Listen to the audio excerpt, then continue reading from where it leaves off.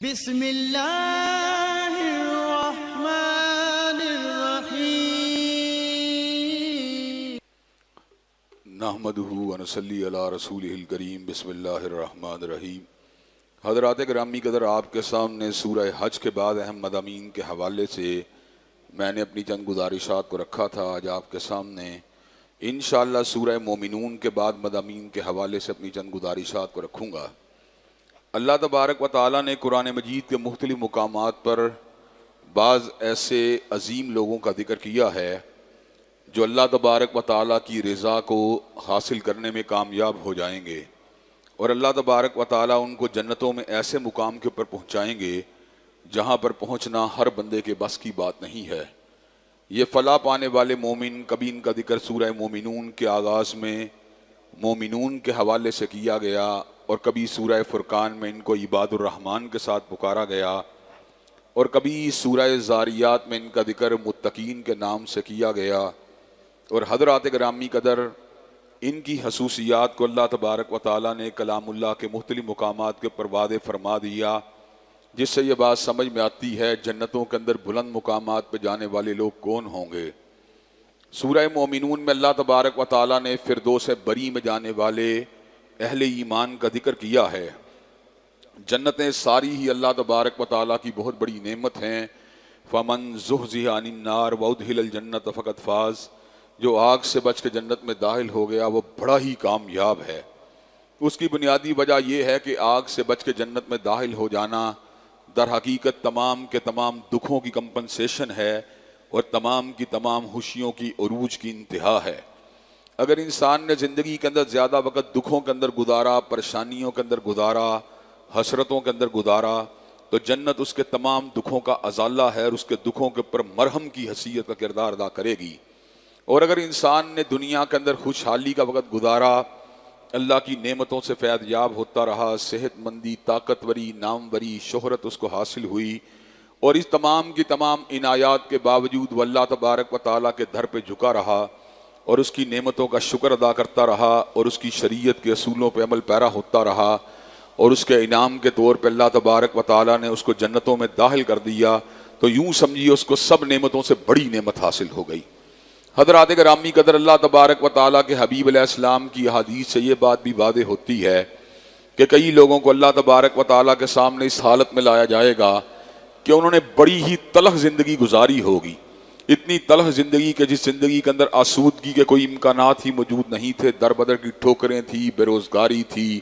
اور دھکے تھے۔ اللہ تبارک و تعالیٰ ان کو جنتوں کی ایک سیر کروائے گا، پوچھے گا کوئی غم یاد ہے؟ کہ اللہ کوئی غم بھی یاد نہیں۔ اور اس کے مد مقابل ایک ایسے شخص کو جس کو دنیا کے اندر بڑی نعمتیں حاصل رہی ہوں گی، ہٹو بچو، کر و فر، ہیبت و حشمت، مال و دولت، ناموری، اور ہوگا وہ جہنمی، اللہ تبارک و تعالیٰ جہنم کا ایک غوطہ دے کے اس سے پوچھے گا کہ اب یہ بتلا زندگی کیسی گزری، تو وہ کہے گا اللہ تعالیٰ مجھے کوئی سکون کی راحت اور راحت والی کوئی گھڑی یاد ہی نہیں۔ حضرات گرامی قدر، زندگی کی حقیقت کیا ہے؟ در حقیقت زندگی آخرت کے مقابلے کے اندر کوئی حیثیت اور کسی حقیقت کی حامل نہیں۔ اگر یہ دنیا کی زندگی آخرت کے مقابلے کے اوپر کسی حیثیت یا حقیقت کی حامل ہوتی تو اللہ تبارک و تعالیٰ اس زندگی کے اندر کبھی بھی اہل ایمان کو اتنی تکلیفیں اور دکھ نہ آنے دیتے، اور اگر اس زندگی کی کوئی حیثیت اور حقیقت ہوتی اللہ تبارک و تعالیٰ کی نظروں کے اندر یا قیامت کے دن اور اس کے بعد کی آنے والی زندگی کے مقابلے کے اوپر، تو اللہ تبارک و تعالیٰ کافروں کو دنیا کے اندر کبھی نعمتوں سے فیض یاب نہ ہونے دیتے۔ یہ دونوں کام اس لیے ہوئے کہ اللہ تبارک و تعالیٰ کو پتہ ہے کہ میرے بندے جو میرے بندے ہیں ان کے تمام دکھوں کی کمپنسیشن جنت میں جا کے ہو جانی ہے، اور اللہ تعالیٰ کو اس بات کا بھی پتہ ہے جو میرے نافرمان اور میرے باغی لوگ ہیں ان کی سرکشیوں اور بغاوتوں کی پوری سزا ان کو جہنم میں جا کے مل جانی ہے۔ اس لیے اللہ تبارک و تعالیٰ کو کوئی پرواہ نہیں ہے کہ دنیا کے اندر اگر اہل ایمان ابتلاؤں سے گزریں اور استقامت کے راستے پر ڈٹے رہیں تو اللہ راضی ہے، اور اسی طرح اللہ تبارک و تعالیٰ کا نافرمان طبقہ اگر زمین کے اوپر خوشیوں کے ساتھ زندگی گزارتا رہے، مسرتوں کے ساتھ زندگی گزارتا رہے، اور آخر میں اللہ تبارک و تعالیٰ اس کے اوپر گرفت فرما لے، تو اللہ تعالیٰ اس بات پہ راضی ہے۔ یہ ساری کی ساری باتیں در حقیقت اللہ تبارک و تعالیٰ کی تقدیر کا حصہ ہیں، اور تقدیر ایک ایسی حقیقت کا نام ہے جس کو بہرحال ماننے بغیر کوئی چارہ نہیں ہے۔ انسان کو تقدیر کے سامنے سبمٹ کرنا پڑتا ہے، سرنڈر کرنا پڑتا ہے۔ بڑے بڑے پہلوان، بڑے بڑے جگر والے لوگ، بڑے بڑے صحت مند لوگ آنن فانن دنیا سے یوں چلے جاتے ہیں، اور اس کے مد مقابل بڑے بڑے مریض لوگ، بڑے بڑے پریشان حال لوگ، بڑی بڑی بیماریوں کا شکار لوگ برس ہا برس تک ہسپتالوں کے بستروں کے پر زندگی گزارنے کے باوجود بھی ان کی زندگی کو اللہ تبارک و تعالیٰ طول دیے رکھتے ہیں، طوالت دیے رکھتے ہیں۔ یہ سارے کے سارے معاملات کس کے قبضہ و اختیار میں ہیں؟ یہ سارے کے سارے معاملات میرے اللہ کے قبضہ و اختیار میں ہیں۔ اللہ جو چاہتا ہے وہ ہوتا ہے، اور اللہ جو نہیں چاہتا وہ کائنات میں کبھی ہو سکتا ہی نہیں ہے۔ ہمارا ملجا، ہمارا ماوا، ہمارا مولا، ہمارا رب، ہمارا پروردگار، ہماری حشیتوں کا مرکز، ہماری امیدوں کا مرکز، ہمارے توکل کا مرکز، ہماری انابت کا مرکز، ہماری پیار کا مرکز، ہماری محبتوں کا مرکز ہمارا پروردگار ہے، ہمارا رب ہے، جس کی شان انتہائی بلند و بالا ہے، جس کے نام، جس کے اسماء و صفات، جس کی قدرتیں، جس کی طاقتیں بے مثال ہیں، جس کو اللہ تعالیٰ کی ذات، جس کو اللہ کی ذات کا تعارف ہو جائے وہ انتہائی خوش نصیب ہے، اور جو اللہ کی ذات سے بیگانہ ہو گیا اور اللہ کی ذات سے لاپرواہ ہو گیا وہ انتہائی بد نصیب ہے۔ دہریے جو ہیں دنیا کے اندر کبھی بھی اکثریت کی شکل اختیار نہیں کر سکے، کائنات کے اندر انتہائی چھوٹا گروہ دہریوں کے پر حامل رہا، مشتمل رہا۔ کیا وجہ ہے کہ دہریے آج تک بڑی تعداد کے اندر دنیا کے اندر جو ہیں جمع نہ ہو سکے؟ اس کی وجہ یہ ہے فطرت انسانی کے اندر ایک خالق کی پہچان، ایک مالک کی پہچان، ایک پروردگار کی تلاش کا وہ جوہر موجود ہے جو انسان کو کسی نہ کسی مذہب کے ساتھ منسلک ہونے کے اوپر مجبور کر دیتا ہے۔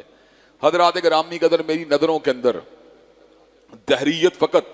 پراگندہ حیالی کا نام نہیں، فقط وساوس کی کثرت کا نام نہیں، میری نظروں کے اندر جو دہریت اور الحاد ہے فقط جو ہے انسان کی عقلی ٹھوکر سے پیدا نہیں ہوتا، بلکہ دہریت کے پیدا ہونے کی ایک بہت بڑی وجہ انسان کی بدعملی بھی ہوتی ہے، انسان کے گناہ بھی ہوتے ہیں، انسان کی سیئات بھی ہوتی ہیں، انسان کی اللہ کی نافرمانی سرکشی بھی ہوتی ہے۔ جب انسان اللہ کی مسلسل سرکشی کرتا رہتا ہے، نافرمانی کرتا رہتا ہے، بغاوت کے راستے کے پر تلا رہتا ہے، تو پھر وہ وقت بھی آتا ہے جب اللہ تعالیٰ بندے کو اتنا ناراض ہوتے ہیں کہ اپنی یاد کو بھی اس کے دل سے کھرچ جاتے ہیں، اس کے تصورات کے اندر سے بھی اپنے احساسات کو باہر نکال دیتے ہیں، اس کی زندگی کے اندر وقتی طور پہ اپنی مداخلت کو ختم کر دیتے ہیں، کہتے ہیں لگا رہ اپنے راستے کے اوپر، قیامت کا دن آنے والا ہے، میں تجھے پکڑوں گا اور تجھے پکڑ کر جہنم کے گہرے گھڑوں کے اندر پھینک دوں گا۔ اس کے مد مقابل جس بندے میں خیر موجود ہوتی ہے، جس بندے میں نیکی کی رمق موجود ہوتی ہے، جس میں ایمان کے اثرات موجود ہوتے ہیں، اللہ تبارک و تعالیٰ اس کے کبھی بھی گناہوں کے اوپر اس کو تعدیل ڈھیل نہیں دیتے، تعدیل چھوٹ نہیں دیتے۔ اللہ تبارک و تعالیٰ اس کو ٹھوکر لگا کر اپنی طرف لے آتے ہیں، اللہ تعالیٰ کسی مبتلا مصیبت کر کے اپنی طرف لے آتے ہیں، اپنی یاد کا دیا اس کے قلب میں جلاتے رہتے ہیں، اس کے شعور کے اندر اپنی ذات کی معرفت کے احساسات دلاتے رہتے ہیں۔ اور یہ مقدمہ اللہ تعالیٰ کے فضل و کرم سے میں کئی مرتبہ آپ کے سامنے لڑ چکا ہوں کہ اللہ تعالیٰ نے اگر کئی لوگوں کو زندگی کے اندر مبتلا مصیبت کیا تو اس کے اندر ان کے لیے خیر والے بہت سے پیغامات موجود تھے۔ اللہ تبارک و تعالیٰ فرماتے ہیں ما اصاب من مصیبت الا باذن اللہ، جتنی بھی مصیبتیں انسانوں کی زندگی میں آتی ہیں در حقیقت اللہ کے حکم سے آتی ہیں۔ ومن یؤمن باللہ یہدی قلبہ، جو بندہ مومن و مسلمان ہوتا ہے اللہ تعالیٰ اس کے لیے ابتلاؤں سے نکلنے کا راستہ بنا دیتے ہیں، اس کے لیے استغفار کا راستہ، توبہ کا راستہ، دعا کا راستہ، صدقے کا راستہ، خیرات کا راستہ بنا دیتے ہیں۔ جب وہ ان سارے کے سارے راستوں سے گزرتا ہے پھر اس کو اپنا بنا لیتے ہیں۔ حضرات گرامی قدر، اگر اللہ تعالیٰ اس کو مبتلا مصیبت نہ کریں اور دکھوں اور کرب کے اندر اس کو مبتلا نہ کریں تو عین ممکن یہ ہے کہ وہ اللہ تعالیٰ کی بغاوت کے راستے کے اوپر چلتا رہے، اور اللہ تعالیٰ کو اپنے پیارے بندوں کے اندر یہ بات کا پایا جانا پسند نہیں ہے۔ چنانچہ اللہ تعالیٰ نے قرآن مجید کے اندر اس حقیقت کو بہت ہی واشگاف الفاظ میں کچھ یوں بیان فرما دیا، بل یرید الانسان لیفجر امامہ، بل یرید الانسان لیفجر امامہ، انسان تو یہ چاہتا ہے کہ آنے والی زندگی اللہ کی نافرمانی میں گزارے، فسق و فجور میں گزارے، بغاوت میں گزارے، لیکن اللہ تعالیٰ کی چاہت کئی مرتبہ کچھ اور ہوتی ہے۔ اللہ کو اپنے بندے سے پیار ہوتا ہے، اللہ تبارک و تعالیٰ اپنے بندے کو تھام لیتے ہیں اور اس کو پلٹا کے اپنی طرف واپس لے آتے ہیں۔ حضرات گرامی قدر، اللہ تعالیٰ نے بعض نیک بندوں کے رزق کے اندر اگر کمی رکھی ہے تو اس لیے نہیں رکھی کہ اللہ ان سے ناراض ہے، بلکہ اللہ ان سے راضی ہے، اس لیے ان کے رزق میں وسعت نہیں دے رہا۔ یہ بات کلام حمید سے ہمیں کچھ یوں معلوم ہوتی ہے، وَلَوْ بَسَطَ اللَّهُ الرِّزْقَ لِعِبَادِهِ لَبَغَوْا فِي الْأَرْضِ، اگر اپنے اللہ تعالیٰ اپنے بندے کے رزق میں اضافہ کرے تو وہ زمین کے اوپر بغاوت کرنا شروع کر دے، وَلَٰكِن يُنَزِّلُ بِقَدَرٍ مَّا يَشَاءُ، لیکن اللہ تبارک و تعالیٰ بقدر وسعت اس کو رزق دیتے ہیں، اس کی ضروریات بھی پوری ہوتی رہیں اور وہ فسق و فجور کے راستے کے اوپر نہ چلے۔ چنانچہ تقدیر الہی کے اوپر یقین رکھنا اور انابت اللہ کا راستہ اختیار کرنا یہ انسان کے لیے بڑی خوش نصیبی کی بات ہے، اور جس کو یہ راستہ مل جاتا ہے اس سے بڑا خوش نصیب بندہ کائنات کے اندر کوئی نہیں ہے۔ حضرات گرامی قدر، ہر راستے میں محنت ضروری نہیں ثمر آور ہو۔ کئی مرتبہ آپ کاروبار کے اندر بڑی محنت کرتے ہیں لیکن کاروبار عروج کے اوپر نہیں جاتا، کاروبار میں فائدہ نہیں ہوتا۔ کئی مرتبہ پڑھائی میں بڑی دل لگا کے محنت کرتے ہیں لیکن نتیجہ اس طرح کا نہیں نکلتا جس طرح کا نکلنا چاہیے۔ کئی مرتبہ آپ سے کم پڑھنے والے لوگ آپ سے آگے نکل جاتے ہیں، لیکن کائنات کے اندر واحد محنت جس کا ثمر یقینی ہے وہ اللہ تعالیٰ کی طرف بڑھنے والی محنت ہے۔ اللہ تبارک و تعالیٰ فرماتے ہیں وَالَّذِينَ جَاهَدُوا فِينَا وَالَّذِينَ جَاهَدُوا فِينَا لَنَهْدِيَنَّهُمْ سُبُلَنَا، جو میرے راستے میں محنت کرے گا میں اس کو اپنا راستہ ضرور دکھلاؤں گا۔ وَإِنَّ اللَّهَ لَمَعَ الْمُحْسِنِينَ، اور اللہ تبارک و تعالیٰ نیکوکاروں کے ساتھ ہے۔ اللہ تبارک و تعالیٰ نے قرآن مجید میں اس بات کا ذکر فرمایا انی لا اضیع عمل عامل منکم من ذکر او انثی بعضکم من بعض، میں کسی عمل کرنے والے کے عمل کو ضائع نہیں کروں گا، مرد ہو یا عورت ہو، اس کو اس کے اعمال کی جزا لازماً دی جائے گی۔ فالذین ہاجروا واخرجوا من دیارہم وَأُوذُوا فِي سَبِيلِي وَقَاتَلُوا وَقُتِلُوا لَأُكَفِّرَنَّ عَنْهُمْ سَيِّئَاتِهِمْ وَلَأُدْخِلَنَّهُمْ جَنَّاتٍ تَجْرِي مِن تَحْتِهَا الْأَنْهَارُ۔ اللہ تبارک و تعالیٰ فرماتے ہیں جو بھی نیک عمل کرے گا، مرد ہو یا عورت ہو، میں اس کے عمل کو ضائع نہیں کروں گا۔ فَالَّذِينَ هَاجَرُوا وَأُخْرِجُوا مِن دِيَارِهِمْ، بہت سے لوگ ایسے ہیں جنہیں میری وجہ سے اپنے وطن کو چھوڑنا پڑا، اور کئی لوگ ایسے ہیں جنہیں زبردستی ان کے وطن سے نکال دیا گیا، اور کئی لوگ ایسے ہیں جن کو میرے راستے میں تکلیفیں دی گئیں،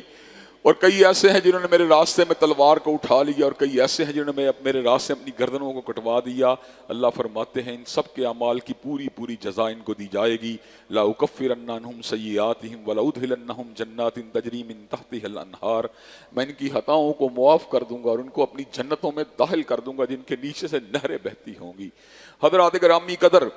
اگر آپ خان صاحب کے حامی ہیں، کوئی ضروری بات نہیں کہ خان صاحب آپ کی حمایت کا پورا پورا مول دیں، جو آپ جس کو آپ ڈیزرو کرتے ہیں، جس کے بارے میں آپ سمجھتے ہیں ہمیں اس کا بدلہ ملنا چاہیے۔ اگر آپ میاں صاحب کے حامی ہیں، کوئی ضروری بات نہیں کہ آپ کو میاں صاحب سے وہ ریوارڈ ملے جس کے آپ طلبگار ہیں۔ آپ کسی دینی رہنما کے حامی ہیں، کوئی ضروری بات نہیں کہ آپ کی محبت کا آپ کو وہی جواب ملے جو اس سے آپ محبت کر رہے ہیں۔ لیکن کائنات میں ایک ہی محبوب ہے کہ انت اہل الوفاء والحق، کہ جس سے بڑا وفادار کوئی نہیں۔ اللہ تبارک و تعالیٰ کی ذات وہ ہے وَمَا تُقَدِّمُوا لِأَنفُسِكُم مِّن خَيْرٍ تَجِدُوهُ عِندَ اللَّهِ، جو بھی ہم خیر کا کام اللہ کے لیے کرتے ہیں، تَجِدُوهُ عِندَ اللَّهِ، اس کو لازماً اللہ کے پاس موجود پائیں گے۔ اللہ تبارک و تعالیٰ صاحب وفا بھی ہیں اور صاحب حق بھی ہیں۔ اللہ تعالیٰ کو اپنے بندوں سے بڑا ہی پیار ہے، بڑا ہی پیار ہے، اتنا پیار ہے بندہ جو ہے ایک ہاتھ کے برابر اللہ کی طرف جاتا ہے تو اللہ تبارک و تعالیٰ کمان کے برابر اس کی طرف آتے ہیں، وہ ایک قدم جاتا ہے اللہ تبارک و تعالیٰ جو ہیں وہ پیدل چل کے جاتا ہے، اللہ اسے لپک کے دوڑ کے آتے ہیں۔ اللہ تبارک و تعالیٰ کو اپنا بندہ بڑا ہی عزیز ہے۔ اللہ تبارک و تعالیٰ اپنے بندے کے کفر کے اوپر راضی نہیں، ولا یرضا لعبادہ الکفر، اللہ اپنے بندے کے کفر کے اوپر راضی نہیں۔ یہ بندہ ہی بڑا عجیب ہے جو اپنے خالق اپنے مالک کو بلا دیتا ہے، اس کی نعمتوں کو نظر انداز کر دیتا ہے۔ اللہ نے سورہ انفطار میں ایک مقام کے اوپر بڑے ہی پیار سے اپنے بندے کو مخاطب ہو کر بڑے عجیب انداز کو اختیار کیا، اتنا لاڈ والا انداز، اتنا پیار والا انداز۔ اللہ فرماتے ہیں یا ایھا الانسان، یا ایھا الانسان ما غرک بربک الکریم، اے انسان تجھے اپنے کریم پروردگار سے کس چیز نے غافل کیا ہوا ہے؟ کیا تو اپنے کریم پروردگار کی کرم نوازیوں کو فراموش کر چکا ہے؟ کیا تو اس کے لطف و کرم کو اور اس کی رحمت بے پایاں کو اور اس کی مغفرتوں کو نظر انداز کر چکا ہے؟ کیا تو اس بات کو بھول گیا ہے الذی خالقک فسواک فعدلک، تجھے بنانے والا کون ہے؟ کیا تو اس بات کو بھول گیا ہے؟ تیرے تسویے کو کرنے والا کون ہے؟ کیا تو بھول گیا ہے تیرے میں توازن کو پیدا کرنے والا کون ہے؟ یا ایھا الانسان ما غرک بربک الکریم، اے انسان تجھے اپنے کریم پروردگار سے کس چیز نے غافل کیا ہوا ہے؟ حضرات گرامی قدر، جنہوں نے مقصود زندگی کو سمجھ لیا کہ مقصد زیست جو ہے وہ اللہ تبارک و تعالیٰ کی رضا کا حصول ہے، اس کی بندگی ہے، اس کی معرفت ہے، اس کی پوجا ہے، اور اپنے اوقات کے بڑے حصے کو اللہ تبارک و تعالیٰ کی طرف مائل ہو کے گزارا، یقین کیجئے یہ شخص نصیب کے اعتبار سے انتہائی بلند ہے۔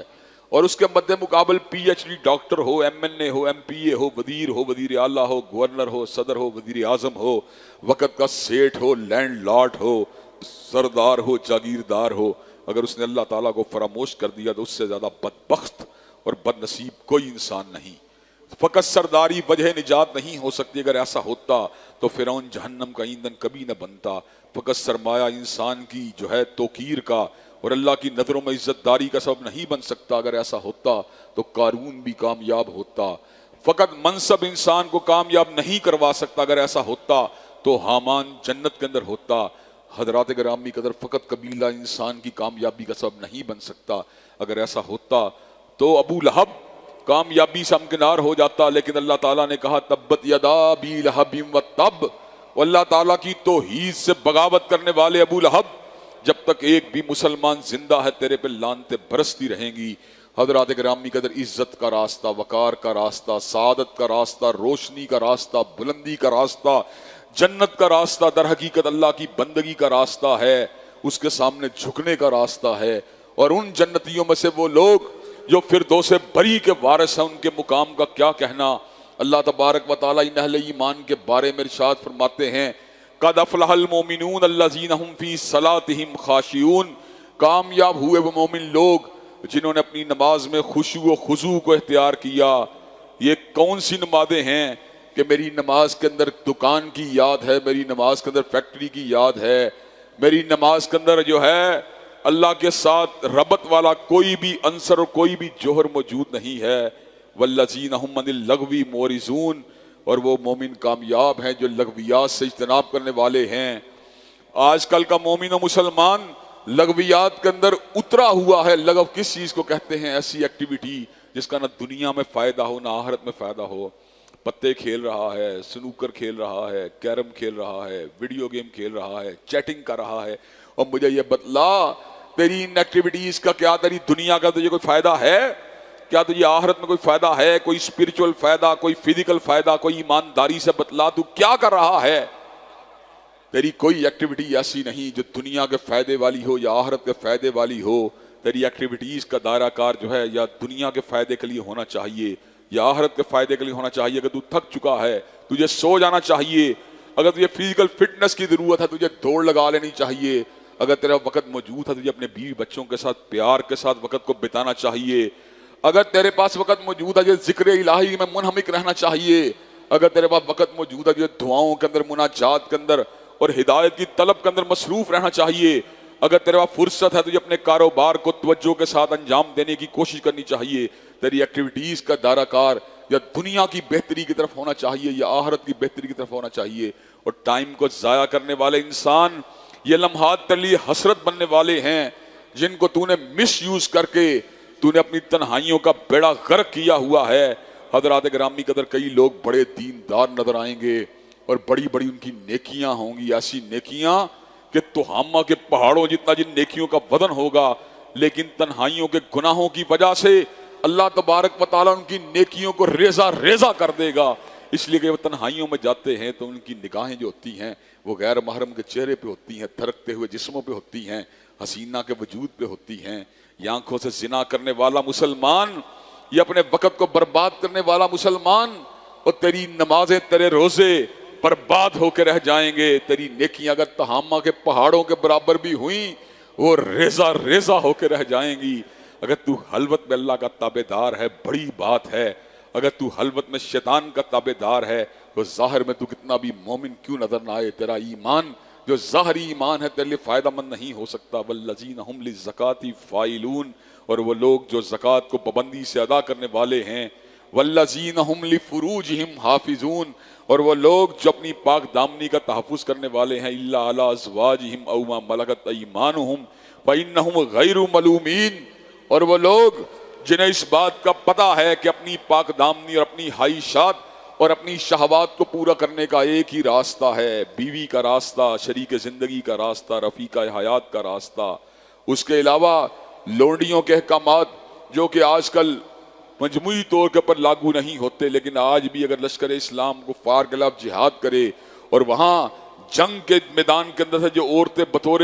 مال غنیمت پکڑی جاتی ہیں اور امیر لشکر ان کو تقسیم کرے جنہیں لونڈی کہا جاتا ہے، اس کے ساتھ بھی اگر انسان کا ازدواجی تعلق ہو تو اس صورت کے اندر بھی اس کے اندر کوئی قباحت والی بات نہیں ہے۔ لونڈی جو ہوتی ہے گھریلو خادمہ کو لونڈی نہیں کہا جاتا، نہ گھریلو ملازمہ کو لونڈی کہا جاتا ہے، بلکہ لونڈی انسان کی ملکیت ہوتی ہے۔ بیوی اور لونڈی میں فرق یہ ہوتا ہے، بیوی کے ساتھ جو نکاح ہوتا ہے وہ ایک سماجی مذہبی بندھن ہوتا ہے جس میں دونوں کی رائے شامل ہوتی ہے، جبکہ لونڈی جو ہوتی ہے وہ انسان کی پراپرٹی ہوتی ہے، انسان کی ملکیت ہوتی ہے، اور اس میں حرام کاری کے امکانات نہیں ہوتے۔ ایک بندے کی لونڈی ہے تو دوسرے کی بھی لونڈی ہو نہیں، جس طرح بندے کی بیوی اس کی یونیک بیوی کی حیثیت رکھتی ہے، اس طرح اس کی لونڈی بھی اس کی یونیک لونڈی کی حیثیت رکھتی ہے، اور اگر اس کے بچے کی ماں بن جائے اسے ام ولد کہا جاتا ہے۔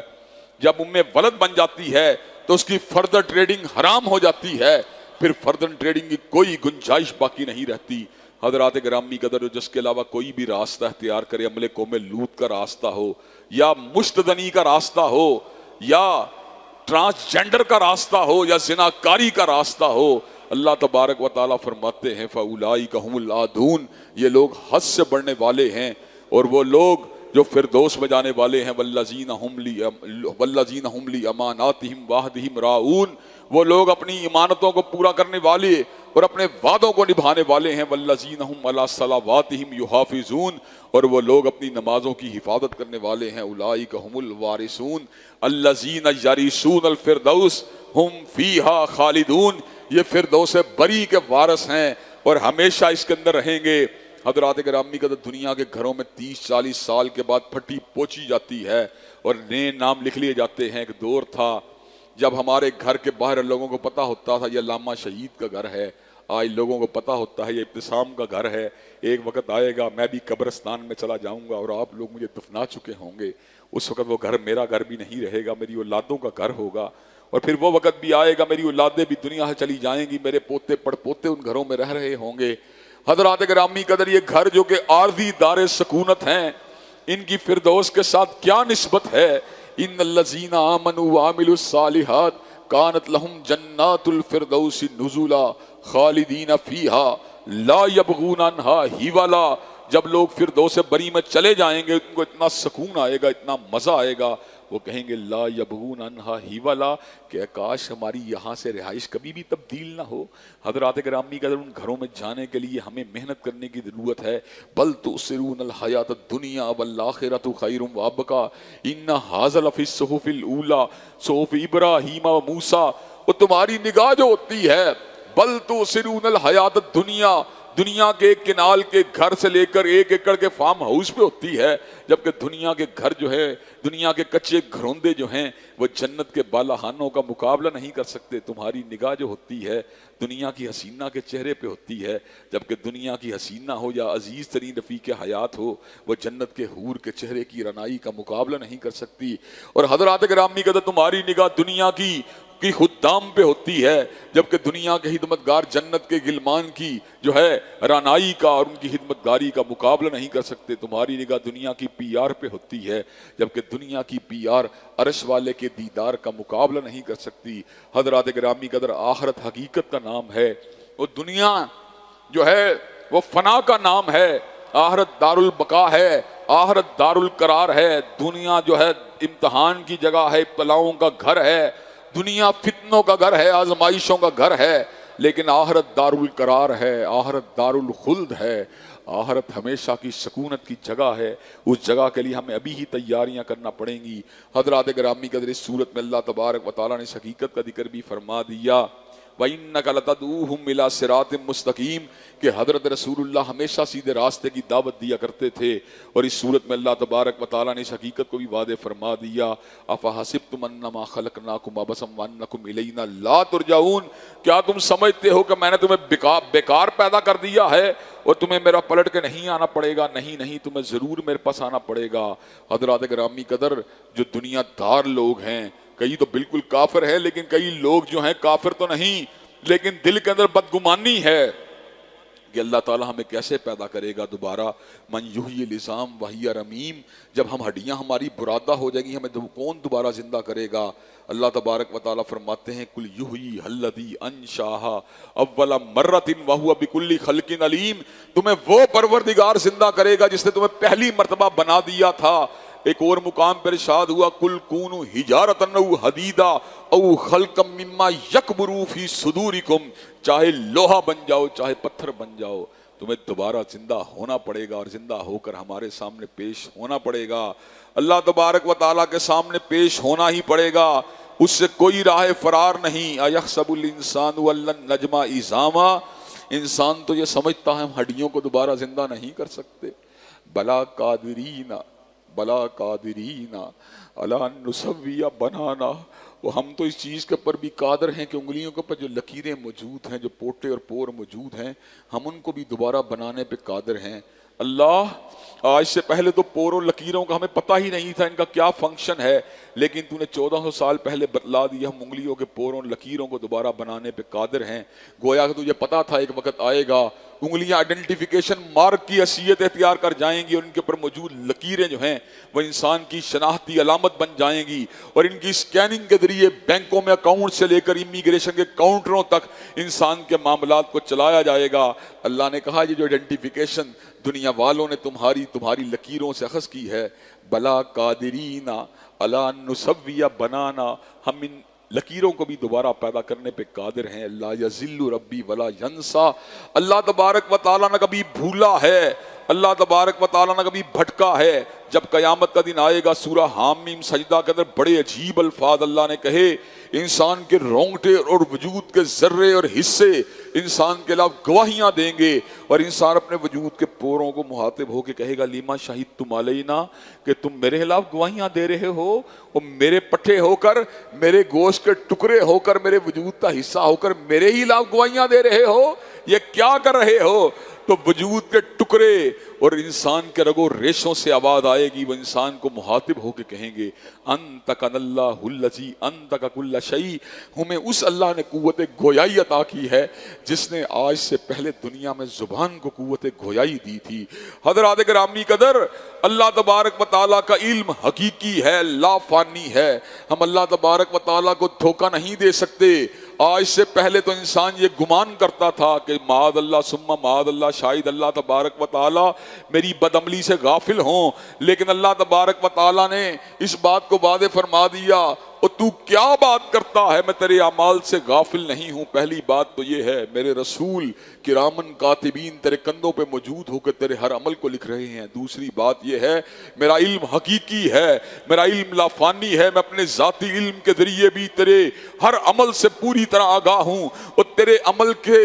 کہاں تو چھپائے گا، اور تیرے تو اپنے ہی رونگٹے تیرے خلاف گواہیاں دینے کے لیے مادہ تیار ہے. تیرے رونگٹوں کے اندر میں نے ایسی چپیں لگا رکھی ہیں جو میرے حکم کے اوپر میں جب چاہوں گا بولنا شروع کر دیں گی، اور تیرے پورے کے پورے کردار کو تیرے سامنے رکھ دیا جائے گا. ایسے عالم کے اندر تیرے پاس کوئی راہ فرار نہیں ہوگی. اللہ تبارک و تعالیٰ ہی میرا مولا ہے، آپ کا مولا ہے، ہمارا ملجا ہے، ہمارا ماوا ہے، ہمارا پروردگار ہے، ہمارا خالق ہے، ہمارا مالک ہے، ہمارا رازق ہے، ہمارا رب ہے. اس کی رضا کے حصول کے لیے کوشاں رہنا اور اس کو راضی کر کے اس کی جنتوں میں داخل ہونے کی جستجو کرنا، حضرات گرامی قدر، یہ زندگی کا حاصل ہے، یہ زندگی کا نچوڑ ہے، یہ زندگی کا حاصل ہے، یہ زندگی کا نچوڑ ہے. تبارک الذی بیدہ الملک وہو علی کل شیء قدیر، برکت ہے وہ ذات جس کے ہاتھ میں حقیقی بادشاہت ہے اور وہ ہر چیز پہ قادر ہے. الذی خلق الموت والحیات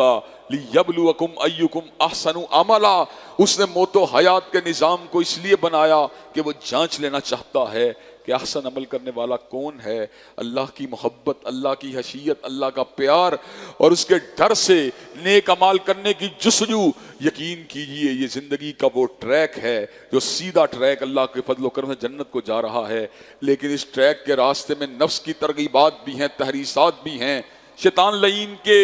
وساوس بھی ہیں، اور دنیا کی چمک دھمک بھی ہے، اور انسان کی شہوات بھی ہیں۔ یہ ساری کی ساری چیزیں انسان کو روکتی ہیں۔ ابلیس انسان کے وجود کے اندر نفس سے مارا کے جتنے لوازمات اور امکانات ہیں ان کو انگیخت کرتا ہے، اس کے لیے گناہوں کو مزین کرتا ہے، اس کے لیے اس فانی دنیا کو ہے باقی دنیا بنا کے پیش کرتا ہے، گناہوں اور شہوات کے اندر اس کے لیے پسندیدگی کی علامات کو پیدا کرتا ہے، اللہ سے اس کو دور لے جا کر بغاوت کے راستے پہ اکساتا ہے، اور انسان اس کے مشورے کو مان کے اللہ سے پیچھے ہٹ جاتا ہے۔ اس ضمن میں کہاری بات کر کے اپنی بات کو ختم کروں گا۔ اللہ تبارک و تعالیٰ فرماتے ہیں وَلَقَدْ صَدَّقَ عَلَيْهِمْ إِبْلِيسُ ظَنَّهُ فَاتَّبَعُوهُ إِلَّا فَرِيقًا مِّنَ الْمُؤْمِنِينَ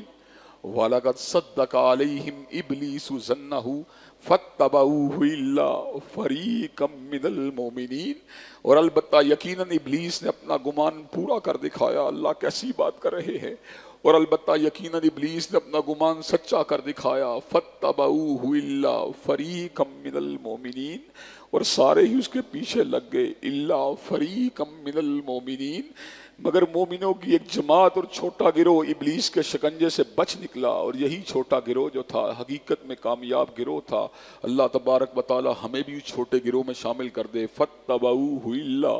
فَرِيقًا مِّنَ الْمُؤْمِنِينَ، ہمیں بھی اللہ تبارک و تعالی مومنوں کی جماعت میں شامل کر دے جن کے پر اللہ تبارک و تعالی کی رحمتوں کی برکھا برسے گی اور جو جنت کے حقدار بن جائیں گے۔ وآخر دعوانا الحمدللہ رب العالمین۔ انشاءاللہ کل سورہ نور کے بعض اہم مضامین کے حوالے سے بھی گفتگو ہوگی، اور اللہ تبارک و تعالی کی بارگاہ میں انشاءاللہ گڑ گڑا کر دعا بھی ہوگی۔ سورہ نور اس اعتبار سے قرآن کی بڑی ہی زبردست صورت ہے کہ اس میں زناکاری اور بد کرداری اور بے حیائی سے بچنے کے تمام راستوں کو نہایت احسن طریقے سے واضح کر دیا گیا ہے۔ وآخر دعوانا الحمدللہ رب العالمین۔ تو ویورز، اگر آپ نے ابھی تک ہمارے چینل کو سبسکرائب نہیں کیا تو برائے مہربانی ہمارے چینل کو سبسکرائب کر دیں اور بیل آئیکن کے بٹن کو پریس کرنا نہ بھولیں۔